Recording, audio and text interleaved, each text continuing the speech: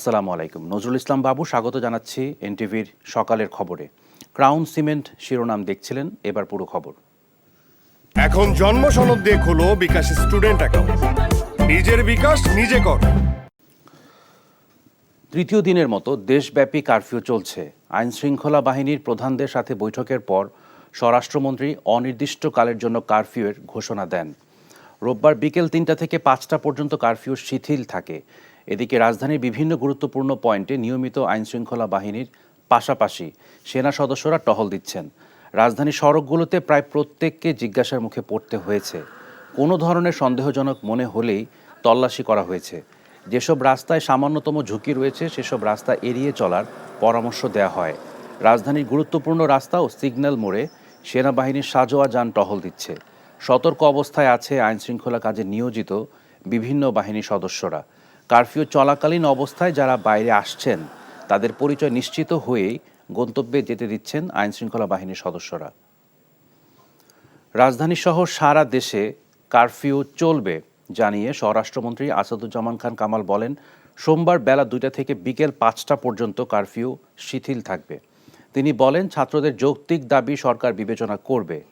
রোববার রাতে আইনশৃঙ্খলা রক্ষাকারী বাহিনীর ঊর্ধ্বতন কর্মকর্তাদের সাথে বৈঠক শেষে তিনি একথা বলেন। তিনি বলেন, মঙ্গলবার থেকে ঢাকা মহানগর, ঢাকা জেলা, নারায়ণগঞ্জ, নরসিংদী এবং গাজীপুরে ঢাকা থেকে কারফিউ নিয়ে ব্রিফিং করা হবে। এছাড়া বাকি জেলাগুলোতে সকাল 8টার পর জেলা প্রশাসক বা জেলা ম্যাজিস্ট্রেট, পুলিশ সুপার, বিভাগীয় কমিশনাররা কারফিউ নিয়ে সিদ্ধান্ত নেবেন। আগামী 2-4 দিনের মধ্যে দেশে নিরাপত্তা পরিস্থিতি পুরোপুরি ফিরে আসবে বলে জানান স্বরাষ্ট্রমন্ত্রী। সেনাবাহিনী এবং আমাদের নিরাপত্তা বাহিনী, বিজিবি, র্যাব, পুলিশ, আনসার, কোস্টগার্ড মিলে দেশের পরিস্থিতি অনেকখানি স্বাভাবিক হয়ে আসছে। আমরা দেশের লোকের স্বস্তি ফিরে আসছে। 8টা দাবি যেগুলি দিয়েছিল সেইগুলি আমাদের কাছে যেগুলি আসছে সেগুলি আমরা পর্যালোচনা করছি। আমরা মনে করছি যে এই যৌক্তিক দাবিগুলো আমরা ক্রমান্বয়ে মেনে নেব। এদিকে পরিস্থিতি স্বাভাবিক করতে জারি করা কারফিউ বিবেচনায় সরকারি ছুটি বাড়ানো হতে পারে বলে রোববার জানিয়েছেন জনপ্রশাসন মন্ত্রী ফরহাদ হোসেন। জনমনে প্রশান্তি দেওয়ার উদ্দেশ্যেই কিন্তু আপনার সরকারের এই উদ্যোগ। সেই উদ্যোগটাকে যাতে সহায়ক হয় সেক্ষেত্রে কিন্তু আমরা ওই সাধারণ ছুটি ঘোষণা করেছি। যতটুকু প্রয়োজন হবে ততটুকু আমরা রাখবো। সরকারি চাকরিতে প্রথম ও দ্বিতীয় শ্রেণীতে কোটা বাতিল করে 2018 সালে জারি করা পরিপত্র অবৈধ ঘোষণা করে হাইকোর্টের দেয়া রায় বাতিল করেছে আপিল বিভাগ। একই সাথে 93% মেধা আর 5% মুক্তিযোদ্ধা, 1% ক্ষুদ্র নৃগোষ্ঠী ও 1% প্রতিবন্ধী ও তৃতীয় লিঙ্গের জন্য কোটা সংরক্ষণ করে সরকারকে প্রজ্ঞাপন জারিরও নির্দেশ দিয়েছে আদালত। তবে সরকার চাইলে কোটা বাড়াতে বা কমাতে পারবে বলেও আদেশে উল্লেখ করা হয়। প্রধান বিচারপতি ওবায়দুল হাসানের নেতৃত্বাধীন 7 সদস্যের পূর্ণাঙ্গ বেঞ্চ রোববার এই আদেশ দেন। রিপোর্ট করছেন হাসান জাবেদ। সরকারি চাকরিতে প্রথম ও দ্বিতীয় শ্রেণীতে কোটা পুনর্বহাল করে হাইকোর্টের দেয়া রায়ের পর কোটা সংস্কারের দাবিতে আন্দোলনে নামে শিক্ষার্থীরা। রোববার সেই রায়ের বিরুদ্ধে রাষ্ট্রপক্ষ ও পক্ষভুক্ত শিক্ষার্থীদের করা আপিলের শুনানি হয়। শুনানিতে অ্যাটর্নি জেনারেল বলেন, হাইকোর্ট কোটা পুনর্বহাল করে যে রায় দিয়েছে তা সঠিক হয়নি, এমনকি রায়টি স্ববিরোধী বলেও উল্লেখ করেন। তাই হাইকোর্টের রায়টি বাতিল চান তিনি। শুনানিতে পক্ষভুক্ত শিক্ষার্থীদের আইনজীবী সহ 8 আইনজীবী বলেন, কোটা সংস্কারের বিষয়টি সরকারের নীতি নির্ধারণী বিষয়, এখানে হাইকোর্ট কোনো হস্তক্ষেপ করতে পারে না, একমাত্র আপিল বিভাগের সেই এখতিয়ার রয়েছে। শুনানি শেষে হাইকোর্টের রায়টি বাতিল করে আদেশ দেয় আপিল বিভাগ। মেধাতে হবে 93 ভাগ, 5 ভাগ হবে মুক্তিযোদ্ধা, ক্ষুদ্র নৃতাত্ত্বিক জনগোষ্ঠী তাদের হচ্ছে 1 ভাগ, আর প্রতিবন্ধী এবং তৃতীয় লিঙ্গীয় ওদের জন্য হচ্ছে 1 ভাগ। আরেকটি আদেশ দিয়েছেন সাথে সাথে সরকার প্রয়োজনে এই কোটাটা বাতিল পরিবর্তন করার ক্ষমতা রাখবে। যদিও কোটা নির্ধারণের বিষয়টি রাষ্ট্রের পলিসি ম্যাটার বা নীতি নির্ধারণের বিষয়, তথাপিও অত্র আদালত সংবিধানের 104 অনুচ্ছেদের আপনারা জানেন 104-এ আমাদের সুপ্রিম কোর্টের কমপ্লিট জাস্টিস করার ক্ষমতা আছে, অর্থাৎ আইনের বাইরেও যে ওনারা কিছু বলতে পারেন সেটা ন্যায় বিচারের স্বার্থে। আদেশে আপিল বিভাগ আন্দোলনকারী শিক্ষার্থীদের স্ব শিক্ষা প্রতিষ্ঠানে ফিরে যেতে এবং শিক্ষা প্রতিষ্ঠানে শিক্ষার্থীদের জন্য অনুকূল পরিবেশ তৈরি করতে নির্দেশ দেন। এছাড়া আন্দোলনে নিহতদের ন্যায় বিচার নিশ্চিত করতে বিচার বিভাগীয় তদন্ত কমিটিকে সহায়তা করতে নির্দেশ দেয় আদালত। ছাত্রছাত্রীদেরকে আহ্বান জানিয়েছেন তারা যেন ক্লাসে ফিরে যায় এবং শিক্ষার্থী যারা রয়েছে তারা যেন আদালতের প্রতি সম্মান রেখে তাদের এই আন্দোলন থেকে, আদালতের আদেশের প্রতি সম্মান রেখে তারা তাদের আন্দোলন থেকে সরে যায় এবং আজকেই যেন ঘোষণা দেয় যে তারা আর এই আন্দোলনের সাথে নেই এবং যে ক্ষয়ক্ষতিগুলি হয়েছে, প্রাণ ঝরে পড়েছে, এই জন্য অ্যাপিলেট ডিভিশন দুঃখ প্রকাশ করেছেন। আপিল বিভাগের আদেশে সবাই ন্যায় বিচার পেয়েছেন বলেও মনে করেন আইনজীবীরা। এখন আন্দোলনের কোনো যৌক্তিকতা নেই বলেও মনে করেন তারা। আন্দোলনকারীদের সাথে আলোচনা করে অচলাবস্থা নিরসনেরও পরামর্শ তাদের। যারা আন্দোলন করছে তারা নিজেরাও বলছে তারা কোটা বাতিল চায় না, তারা সংস্কার চায়। তাই এখানে আদালত যে সংস্কার করে দিয়েছে, আমি মনে করি দেশের একজন আইনজীবী হিসাবে যে সাধারণ ছাত্ররা যে দাবি করেছে সেটার সাথে এটার যথেষ্ট সম্পৃক্ততা আছে। 2018 সালে যখন কোটা সিস্টেম বাতিল করে দেওয়া হলো তখন এটা সরকারি সিদ্ধান্ত ছিল। সরকার যে সিদ্ধান্ত দেয় সেটাই চূড়ান্ত। এই চূড়ান্ত সিদ্ধান্তের উপর কোর্টের কোনো এখতিয়ার নাই কোনো রকম ইন্টারফেয়ার করার। খারিজ করার পরে ওনারা যে অবজারভেশনটা দিয়েছে ফর কমপ্লিট জাস্টিস, এটা একটা হয়তো বিশেষ পরিস্থিতির কারণে দিয়েছে, কিন্তু সাধারণত আদালতের সামনে যখন কোনো কিছু পেন্ডিং থাকে তখনই এটা দিতে পারে, কিন্তু এখন যে খারিজ করে দিয়েছে আদালতের সামনে কোনো কিছু পেন্ডিং নাই। কোটা বাতিল করে 2018 সালের জারি করা পরিপত্র অবৈধ ঘোষণা করে গত 5 জুন রায় দেয় হাইকোর্ট। এরপর এই রায় বাতিল চেয়ে আবেদন করে রাষ্ট্রপক্ষ। কোটার যৌক্তিক সংস্কারের দাবিতে শিক্ষার্থীদের আন্দোলন যা গড়ায় সহিংসতায়। শেষ পর্যন্ত আন্দোলনকারীরা 5% সর্বোচ্চ কোটা রাখার পক্ষে তাদের মতামত দেন। আপিল বিভাগ হাইকোর্টের দেয়া রায়টি বাতিল করে সর্বোচ্চ 7% কোটা রাখার পক্ষে তাদের মতামত দেন। এর ফলে যে যৌক্তিক সংস্কারের কথা বলা হয়েছিল সেটিরই প্রতিফলন ঘটেছে বলে মনে করছেন আইনজ্ঞরা, আর যার মাধ্যমে এই আন্দোলন সংগ্রামের একটি পরিসমাপ্তি ঘটবে এমনটাই মনে করছেন তারা। Hasan Javed, NTV news, Bangladesh supreme court, Dhaka. সরকারি চাকুরিতে কোটা সংস্কার নিয়ে উচ্চ আদালতের রায় অনুযায়ী পরিপত্র মঙ্গলবার জারি হতে পারে বলে জানিয়েছেন আইনমন্ত্রী আনিসুল হক। আপাতত আদালতের রায়ের বাইরে যাবার সুযোগ নেই, তবে পরে সংস্কারের প্রয়োজন হলে সরকার করতে পারবে বলেও জানান তিনি। রোববার বিকেলে সংবাদ সম্মেলনে এসব বলেন আইনমন্ত্রী। আর যথাসময়ে শিক্ষা প্রতিষ্ঠান খুলে দেওয়া হবে ও শিক্ষার্থীরা কেউ আইনি হয়রানির শিকার হবে না বলে জানান শিক্ষামন্ত্রী। রিপোর্ট করছেন রুকন উদ্দিন। সরকারি চাকুরিতে কোটা সংস্কার নিয়ে উচ্চ আদালতের রায়ের পর এ বিষয়ে ব্যাখ্যা তুলে ধরতে রোববার বিকেলে নিজ বাসায় সংবাদ সম্মেলন করেন আইনমন্ত্রী। বলেন, রায় অনুযায়ী শুধু মুক্তিযোদ্ধার সন্তানরাই কোটা সুবিধা পাবেন, আর সরকারি ছুটি শেষে মঙ্গলবার এ বিষয়ে পরিপত্র জারি হতে পারে। আমরা মনে করি যে আপিল বিভাগের এই রায়টা অত্যন্ত বিচক্ষণ একটা রায় হয়েছে। সেটার ব্যাপারে পরিপত্র জারি খুব তাড়াতাড়ি হলেও মঙ্গলবারে নাগাদ হতে পারে। নারী কোটাও থাকবে না, জেলা কোটাও থাকবে না। ভবিষ্যতে যদি এটা পরিবর্তন করতে হয় কোনো সময় প্রয়োজনে, তখন যেন এই রায়টা একটা প্রতিবন্ধকতা হিসাবে কাজ না করে, সেই জন্যই ওনারা ওই কথাটা বলেছেন যে এটা যেহেতু আমরা এই রায়টা দিয়েছি, কিন্তু ভবিষ্যতে যদি এটা বাতিল করার প্রয়োজন হয়, সংস্কার করার প্রয়োজন হয়, তাহলে পরে সেটা সরকার করতে পারবে। কেন করতে পারবে? বিকজ এইটা ব্যাপারটা হচ্ছে এটা একটা নীতি নির্ধারণী ব্যাপার। সংবাদ সম্মেলনে উপস্থিত শিক্ষামন্ত্রীর কাছে প্রশ্ন ছিল শিক্ষা প্রতিষ্ঠান খুলে দেবার সময় ও পরিবেশ নিয়ে। আমরা পরিস্থিতিটা পর্যবেক্ষণ করে যখন আমাদের স্বরাষ্ট্র মন্ত্রণালয় থেকে কারফিউ সংক্রান্ত যখন বিধিনিষেধ সমূহ শিথিল করা হবে, পরিস্থিতি বিবেচনায় শিক্ষার্থীদের নিরাপত্তার কথা ভেবে অবশ্যই শিক্ষা প্রতিষ্ঠানগুলো যথাসময়ে সেটা খুলে দেওয়া হবে। শিক্ষার্থীদের আইনি বা অন্যান্য ধরনের হয়রানির বিষয়টি সেটা শান্তিপূর্ণভাবে যারা এই আন্দোলনে ছিল তাদের সেই ক্ষেত্রে এটি নিয়ে কোনো ভাবার বিষয় নেই। আমরা অবশ্যই আমাদের পক্ষ থেকে যাতে করে কোনো প্রশাসনিক বা আইনি হয়রানির যে সেই জায়গাটা সৃষ্টি না হয় সেটার জন্য আমরা অবশ্যই সচেষ্ট আছি। শিক্ষার্থীদের আন্দোলন চলাকালে হতাহতের শিকার সবার জন্য প্রয়োজনীয় সহযোগিতা করা হবে বলে জানান তথ্য প্রতিমন্ত্রী। শিক্ষার্থীদের দাবির সাথে সরকারের অবস্থানে কোনো পার্থক্য কখনোই ছিল না, সবসময় একই জায়গায় ছিল। এখানে কিন্তু তিনটা পক্ষ, সরকার, শিক্ষার্থী আর হচ্ছে সন্ত্রাসী। কাজে সরকারের শক্ত যে পদক্ষেপ, সেই পদক্ষেপ হবে সন্ত্রাসের এগেনস্টে। পৃথিবীর যে কোনো উন্নত গণতন্ত্র যা করতো আমরা তাই করছি। আর কোমলমতি শিক্ষার্থীদের সাথে আমরা শান্তিপূর্ণভাবে সমাধান করছি। এ সময় সাংবাদিকদের প্রশ্ন ছিল চলমান কারফিউ তুলে নেবার বিষয়ে সরকারের সিদ্ধান্ত কি। জনগণের স্বস্তি যখন ফিরবে তখনই কারফিউ তুলে দেওয়া হবে। রকনউদ্দিন, NTV নিউজ, ঢাকা। দেশের সার্বিক নিরাপত্তা পরিস্থিতি নিয়ে প্রয়োজনীয় দিক নির্দেশনা দিয়েছেন প্রধানমন্ত্রী শেখ হাসিনা। রোববার গণভবনে অনুষ্ঠিত বৈঠকে সংশ্লিষ্ট কর্মকর্তাদের এই নির্দেশনা দেন তিনি। প্রধানমন্ত্রী নিরাপত্তা উপদেষ্টা, মন্ত্রিপরিষদ সচিব, 3 বাহিনী প্রধান, সশস্ত্র বাহিনীর প্রিন্সিপাল স্টাফ অফিসার ছাড়াও প্রধানমন্ত্রীর সামরিক সচিব এবং স্পেশাল সিকিউরিটি ফোর্স SSF মহাপরিচালক বৈঠকে যোগ দেন। প্রধানমন্ত্রী এ সময় তাদের কাছ থেকে দেশের সার্বিক নিরাপত্তা পরিস্থিতি সম্পর্কে অবহিত হন। যে কোনো মূল্যে আইনশৃঙ্খলা পরিস্থিতি দ্রুত নিয়ন্ত্রণে এনে জনজীবন স্বাভাবিক করার বিষয়ে তাদেরকে প্রয়োজনীয় দিক নির্দেশনা দেন প্রধানমন্ত্রী। রাজধানীর এভারকেয়ার হাসপাতালে চিকিৎসাধীন বিএনপি চেয়ারপারসন বেগম খালেদা জিয়ার শারীরিক অবস্থা আগের চেয়ে স্থিতিশীল আছে জানিয়েছেন তার ব্যক্তিগত চিকিৎসক অধ্যাপক AZM জাহিদ হোসেন। মেডিকেল বোর্ডের সদস্যরা রোববার সকালেও তার স্বাস্থ্য পরীক্ষা করেছেন। চিকিৎসকদের সার্বক্ষণিক তত্ত্বাবধানে হাসপাতালে খালেদা জিয়ার চিকিৎসা চলছে।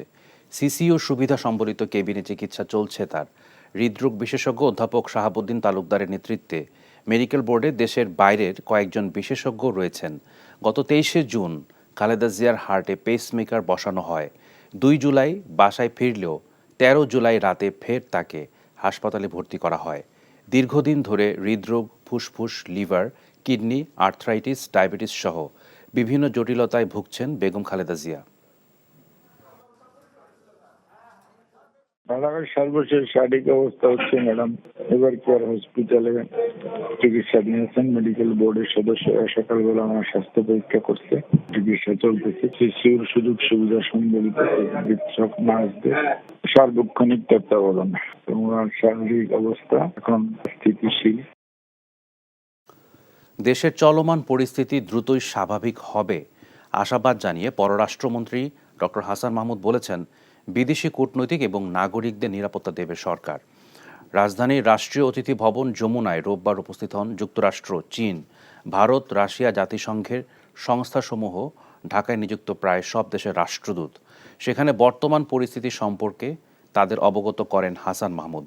কয়েকদিন ইন্টারনেট সেবা বন্ধ থাকায় পররাষ্ট্রমন্ত্রী দুঃখ প্রকাশ করে জানান, সরকার এই সেবা পুনরায় চালু করতে সব রকম চেষ্টা চালাচ্ছে। শিক্ষার্থীদের কোটা আন্দোলনকে পুঁজি করে বিএনপি জামাত দেশকে অস্থিতিশীল করেছে এমন অভিযোগ করে তিনি কূটনৈতিকদের জানান, পরিস্থিতি শান্ত করতে আইনশৃঙ্খলা বাহিনী সর্বোচ্চ চেষ্টা করে যাচ্ছে।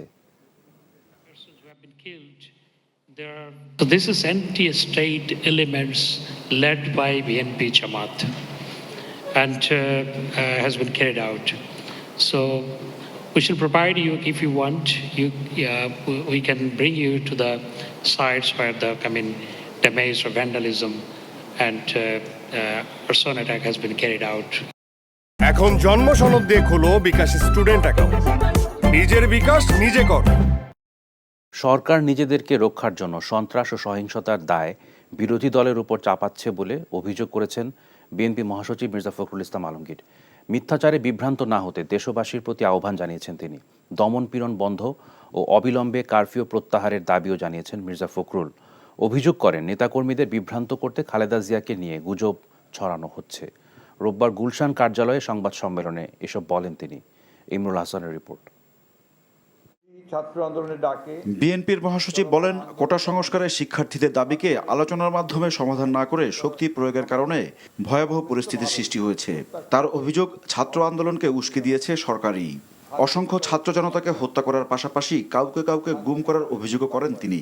সরকার নিজেই সরকারি ছাত্র সংগঠন ছাত্রলীগকে ছাত্র আন্দোলনকারীদের প্রতিপক্ষ বানিয়ে লেলিয়ে দিয়েছে নিরীহ ছাত্রদের উপর সকল শিক্ষা প্রতিষ্ঠানে। আওয়ামী লীগের সাধারণ সম্পাদক, সরকারের অন্যতম নীতি নির্ধারক ওবায়দুল কাদের সাহেব নিজেই ছাত্রলীগ যুবলীগকে নির্দেশ দিয়েছিলেন ছাত্র আন্দোলন প্রতিহত করার জন্য। তিনি যে ভাষা ব্যবহার করেছিলেন তা ছিল এই নিরীহ আন্দোলনকে সহিংসতায় পরিণত করবার সহিংস যাত্রাবিন্দু। স্বতঃস্ফূর্ত আন্দোলনের ভয়ে ইন্টারনেট শাটডাউন করা হয়েছে বলে অভিযোগ করেন মির্জা ফখরুল। তার অভিযোগ, রাষ্ট্রীয় মদতে সহিংসতা চলছে। বৈষম্য বিরোধী ছাত্র আন্দোলনের কয়েকজন নেতাকে গ্রেফতার করে তাদেরকে দিয়ে জোর করে সাজানো বক্তব্য গণমাধ্যমে প্রচার করা হয়েছে বলে আমরা খবর পেয়েছি। উদরপিণ্ডি উদর ঘাড়ে চাপানোর লক্ষ্যে সরকার নিজেদেরকে রক্ষা করতে বিরোধী দলের উপরে দোষ চাপাচ্ছে। যেই মিথ্যাচারে কেউ আপনারা বিভ্রান্ত হবেন না। দেশকে যদি বাঁচাতে চান, দেশকে যদি ভালোবাসেন, ছাত্ররা যেভাবে অকাতরে প্রাণ দিয়েছে, মানুষ যেভাবে অকাতরে প্রাণ দিয়েছে, আপনারা সবাই উঠে দাঁড়ান, সোচ্চার হন, দেশকে জাতিকে রক্ষা করুন। এই সরকার যেভাবে দেশকে যে জায়গায় নিয়ে চলে গেছে, আমরা আগে অনেকবার বলেছি, যতদিন যাবে তত এই দেশের অবস্থা আরও খারাপ থেকে খারাপ হতে হবে। এই ন্যায্য আন্দোলনে ছাত্রদের পাশে জাতীয় ঐক্য ভিত্তিতে লাগাতারভাবে থাকার জন্য দেশবাসীকে আহ্বান জানাচ্ছি। বিএনপির মহাসচিব বলেন, উদ্দেশ্যমূলকভাবে বেগম খালেদা জিয়াকে নিয়ে গুজব ছড়ানো হচ্ছে। দলীয় নেতাকর্মীদেরকে বিভ্রান্ত করার জন্য গুজব ছড়ানো হচ্ছে। ম্যাডাম আলহামদুলিল্লাহ তিনি এবারকার হসপিটালে আছেন, চিকিৎসাধীন আছেন, এখন আইসিইউতে আছেন, কিন্তু ভালো আছেন। নেতাকর্মীদের গ্রেফতারে বিএনপি আতঙ্কিত নয় বলেও দাবি করেন তিনি। Imrul Hasan, NTV news, Dhaka. রামপুরা থানায় নাশকতার মামলায় বিএনপির স্থায়ী কমিটির সদস্য আমির খুসরু মাহমুদ চৌধুরী ও ঢাকা জেলা বিএনপির সাধারণ সম্পাদক নিপুণ রায়ের 3 দিনের রিমান্ড মঞ্জুর করেছে আদালত। এছাড়া বিএনপির প্রচার সম্পাদক সুলতান সালাউদ্দিন টুকু সহ 6 জনের 5 দিনের রিমান্ড মঞ্জুর করেছে আদালত। পুলিশের পক্ষ থেকে 10 দিনের রিমান্ডের আবেদন করা হয়। শুনানি শেষে রোববার বিকেলে ঢাকা মেট্রোপলিটন ম্যাজিস্ট্রেট শেখ সাদির আদালত এই রিমান্ড মঞ্জুর করেন। ইন্টারনেট সেবা বিঘ্নিত হওয়ায় চরম ভোগান্তিতে পড়েছেন প্রিপেইড মিটার ব্যবহারকারী দেশের 2,40,00,000 বিদ্যুৎ গ্রাহক। সময় মতো রিচার্জ করতে না পারায় বিদ্যুৎহীন হয়ে পড়েছেন অনেকে। রিচার্জ সেন্টারগুলোতে দাঁড়িয়ে থাকতে হচ্ছে ঘন্টার পর ঘন্টা। ইন্টারনেট ছাড়া হাতে হাতে রিচার্জ করতে সময় লাগছে বলে রোববার জানিয়েছেন সংশ্লিষ্ট প্রতিমন্ত্রী। ইতোমধ্যে ডিপিডিসি, ডেসকো, পল্লী বিদ্যুৎ ও তিতাস গ্যাসের প্রিপেইড মিটারের ইমার্জেন্সি ব্যালেন্স বাড়িয়ে দেওয়া হয়েছে। রকনউদ্দিনের আরেকটি রিপোর্ট। কারফিউয়ের ভেতরেও মানুষের দীর্ঘ সারি বিদ্যুতের প্রিপেইড কার্ড রিচার্জের। রোববার দুপুর পেরিয়েও রাজধানীর তেজগাঁওয়ের একটি প্রিপেইড মিটার রিচার্জ কেন্দ্রের অবস্থা ছিল ঠিক এমন। শিক্ষার্থীদের আন্দোলন ঘিরে সহিংসতায় ইন্টারনেট সেবা বন্ধ হয়ে যাওয়ায় বিপাকে পড়েছেন তারা। কার্ড রিচার্জ করতে না পেরে বিদ্যুৎহীন হয়ে পড়েছেন অনেকের আবার ইমার্জেন্সি ব্যালেন্সও শেষ। এখানে এসে মনে হচ্ছে যে অবস্থা, এটা যদি সুষ্ঠুভাবে পরিচালনা করে তাহলে এই সমস্যায় যে এতগুলো লোক আমরা দাঁড়ায় আছি এই সময়টা লাগতো না। মিটারের টাকা চলে গেছে, টাকা নাই, এখন আমার অন্ধকার। এই প্রিপেড কার্ডের দরকার নাই, বিল সিস্টেম আগের বিল যেটা ছিল সেটাই এটা। আমরা ইমার্জেন্সি কার্ড পাঞ্চ করছি, লোন দেওয়া হয় না। লোন দিয়ে 2 দিন চালানো হয়েছে, এখন অনেক কষ্ট, সেজন্য আসছি। ইন্টারনেট সেবা বন্ধ হয় একবারে এত মানুষের কার্ড হাতে হাতে রিচার্জ করা কঠিন বলে জানিয়েছেন সংশ্লিষ্ট কর্তৃপক্ষ। এটা আমি 2000 গ্রাহক আসে, তাহলে স্পেস তুলনা করলে সেটা কিন্তু ওভার হয়ে যাবে। সেই জন্য কিন্তু যতজনই আসুক আপনারা কি সেটা দেওয়া? হ্যাঁ, আমরা 100% দিতেছি, কোনো গ্রাহকটাকে আমরা করতেছি না। বিকেলে রাজধানীর বনানীর একটি রিচার্জ সেন্টারে এসে ভুক্তভোগী মানুষের ক্ষোভের মাঝে পড়েন সংশ্লিষ্ট প্রতিমন্ত্রী। বলেন, ইন্টারনেট সেবা বন্ধ হয় 2,40,00,000 প্রিপেইড মিটার ব্যবহারকারী গ্রাহকের ভোগান্তি কমাতে 24 ঘন্টায় খোলা রাখা হবে সংশ্লিষ্ট কেন্দ্রগুলো। প্রায় 6 থেকে 7 কোটি মানুষের এখন একটা দুর্দশার মধ্যে পড়ে গেছে, তারা বিদ্যুতের কানেকশনটা পাচ্ছে না। এটার জন্য দায়ী হলো এই বিএনপি এবং জামাতের এই সন্ত্রাসীরা। তারা আগুন দেওয়াতে এবং কেবল লাইন কেটে ফেলাতে, এবং চিটাং থেকে যে কেবল আসছে সেটাও তারা কেটে ফেলছে। তাদের কারণে আজকে সারা বাংলাদেশের মানুষ ভুক্তভোগী। আমরা চেষ্টা করছি ইমার্জেন্সি ব্যালেন্সটার পরিমাণটা বাড়িয়ে দিতে, কিন্তু এই যে হাজার হাজার গ্রাহকরা, আমাদের মেশিন তো অল্প, আগে তো এটা অনলাইনে চলতো। ইমার্জেন্সি ব্যালেন্স আমরা বাড়িয়ে দিচ্ছি এবং 1000 এবং 2000 টাকা করে আমরা বিভিন্ন জায়গায় আমরা বাড়িয়ে দিচ্ছি। এটা বাড়ানোর জন্য যে আপনারা দীর্ঘ সময় লাগবে সেই সময়টা আমাদেরকে একটু দিতে হবে। মানুষের ভোগান্তি কমাতে শুধু কার্ড নম্বর পেলেই রিচার্জ করে দেবার চেষ্টা করা হচ্ছে বলেও জানান বিদ্যুৎ প্রতিমন্ত্রী। রকনউদ্দিন, এনটিভি নিউজ, ঢাকা।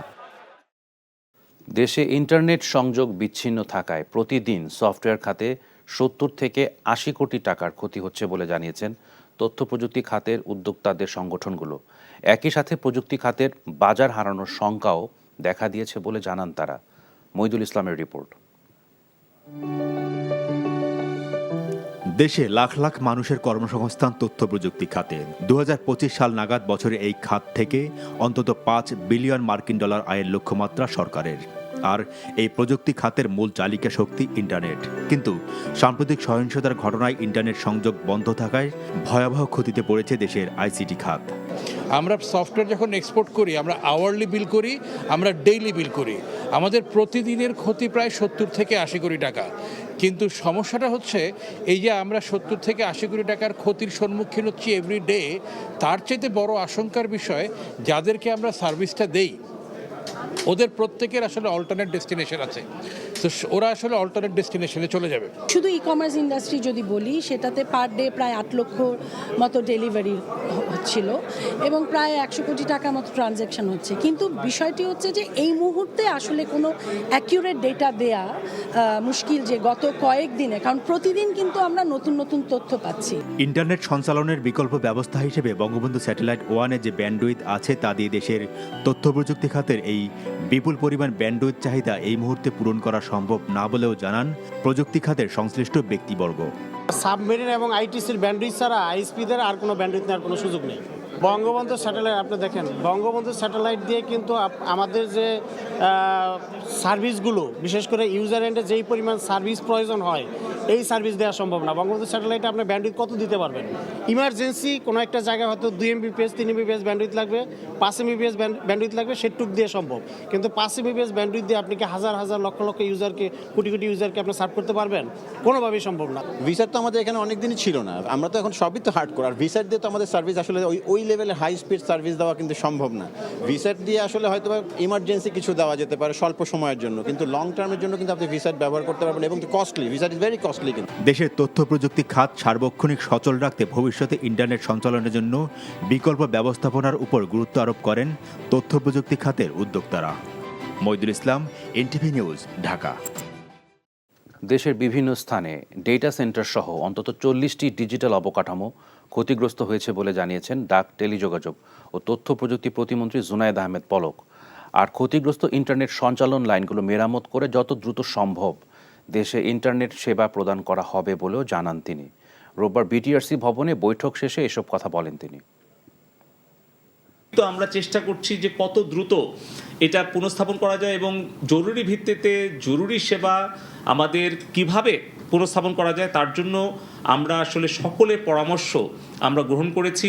সে অনুযায়ী আমরা সিদ্ধান্তগুলো আমরা নিয়েছি যে আমরা চেষ্টা করছি যত দ্রুত সম্ভব ইন্টারনেটটাকে, টেলিযোগাযোগটাকে পুনঃস্থাপন করা, এবং সেটা নির্দিষ্টভাবে আমি হয়তো ঘন্টা, সময় বা দিন উল্লেখ করতে পারছি না, কিন্তু যখনই আমরা তৈরি হব, যেখানেই পারবো, যেভাবেই পারবো, তত দ্রুত সেখানে সেভাবে আমরা ইন্টারনেট এবং টেলিযোগাযোগ সেবাটা পূর্ণাঙ্গ সক্ষমতা অনুযায়ী দেওয়ার চেষ্টা করব। এই ছিল সকালের খবরে। এই খবরের ভিডিও সহ আপডেট জানতে ভিজিট করুন এনটিভি অনলাইন www.ntvbd.com। এছাড়াও এনটিভির জনপ্রিয় সব অনুষ্ঠান ও খবরের আপডেট জানতে ভিজিট করুন আমাদের ইউটিউব ও ভেরিফাইড ফেসবুক পেজ। ধন্যবাদ সবাইকে।